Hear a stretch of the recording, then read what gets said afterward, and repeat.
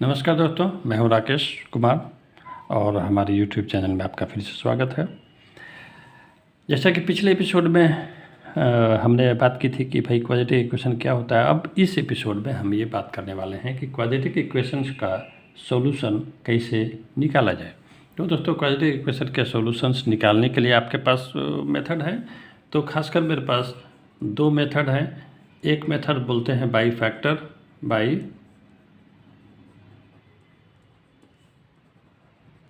Factorisation और दूसरा है क्वाड्रेटिक फार्मूला।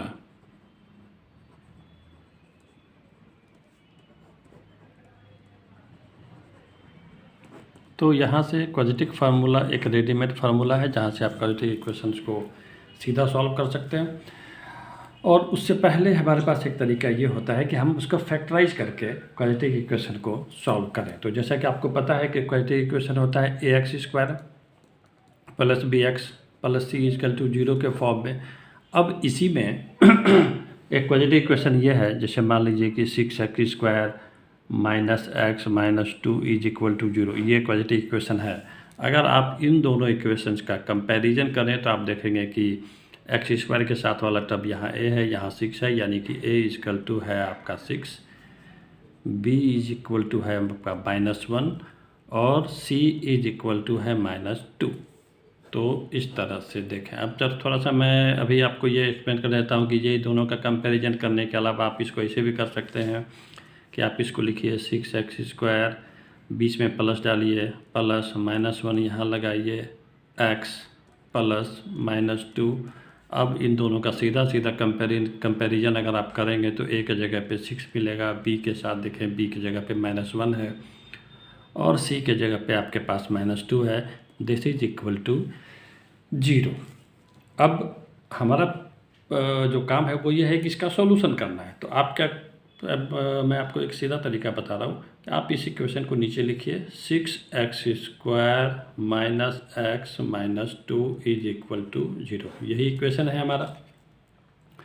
अब इसको सॉल्व करने के लिए हम क्या करते हैं कि जिसको बोलते हैं मिडिल टर्म स्प्लिट, ये जो बीच का टर्म है, यानी कि x² वाला टर्म नहीं लेना है आपको लेना है सिर्फ x वाला टर्म, ठीक है।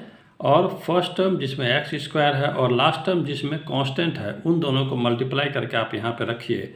तो देखिए ये आपके पास हो जाता है 6x² इंटू -2। तो ये दोनों मिल करके मल्टीप्लाई करेंगे तो आपके पास हो जाता है 12x² माइनस के साथ।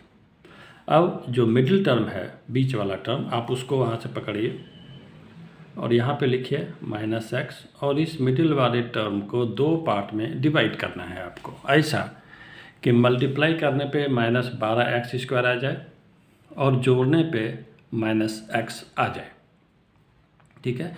तो आप देखेंगे 4x और 3x, इन दोनों के बीच में गैप है, डिफरेंस है 1 का। तो अगर हम 4 को माइनस रखते हैं और 3 को प्लस रखते हैं, अब अगर इसको जोड़ा जाए तो -x तो आ जाएगा और इन दोनों को मल्टीप्लाई किया जाए तो 4 3 जा 12 एंड x² और माइनस का माइनस यहाँ पे आ जाएगा।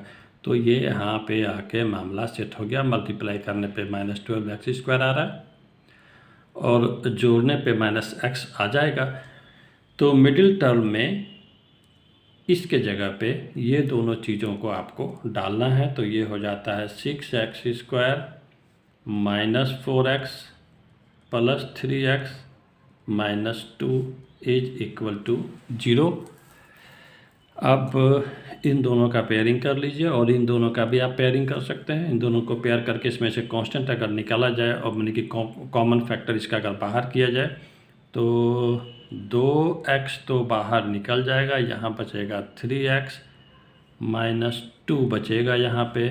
अब प्लस यहाँ भी देखेंगे आपकी 3x माइनस 2 बच रहा है इज इक्वल टू 0। देखिए 3x माइनस 2 दोनों में है, तो 3x माइनस 2 को इस बार बाहर निकालिए और यहाँ बचता है आपको 2x और यहाँ बचेगा 1 प्लस 1। तो दो फैक्टर आपको मिल गए और ये दोनों फैक्टर लीनियर है और ये भी लीनियर फैक्टर है।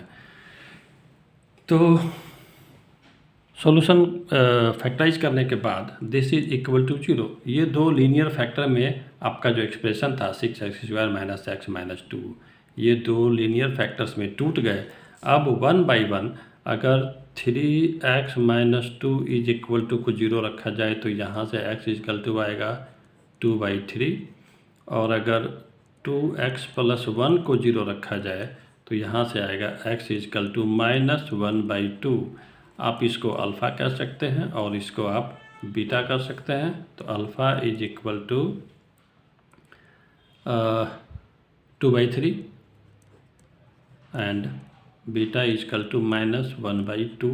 ये दो सॉल्यूशन आपको मिल गए, यानी कि x का ये ही वो दो वैल्यू है जिसके लिए ये इक्वेशन 0 के बराबर होता है, और x का ये दोनों वैल्यू हमारे इक्वेशन का यानी कि क्वाड्रेटिक इक्वेशन का सॉल्यूशन बन जाता है। ठीक है दोस्तों, तो इसमें जो सबसे इम्पॉर्टेंट चीज़ है वो ये वाला पार्ट है। This one is very very important. आपको मैं फिर से एक बार रिपीट कर देता हूँ। x² वाले टर्म को और कांस्टेंट टर्म को, यानी कि फर्स्ट टर्म और लास्ट टर्म को, अगर आपने इसको ऑर्डर में लगा के रखा है डिसेंडिंग ऑर्डर में, तो फर्स्ट टर्म और लास्ट टर्म को मल्टीप्लाई करके यहाँ पे लिख लीजिए विद सिंबल। सिंबल इसका प्लस है, यहाँ पे इसका सिंबल माइनस है, उस सिंबल को छोड़ना नहीं है। बीच वाले टर्म को आप यहाँ पे लाएं, अलग से लिखें, और उसको दो पार्ट में स्प्लिट करना है ताकि जोड़ने पे ये आ जाए बीच वाला टर्म खुद, और मल्टीप्लाई करने पे जो ऊपर में हमने मल्टीप्लाई करके रखा है उसके बराबर आना चाहिए।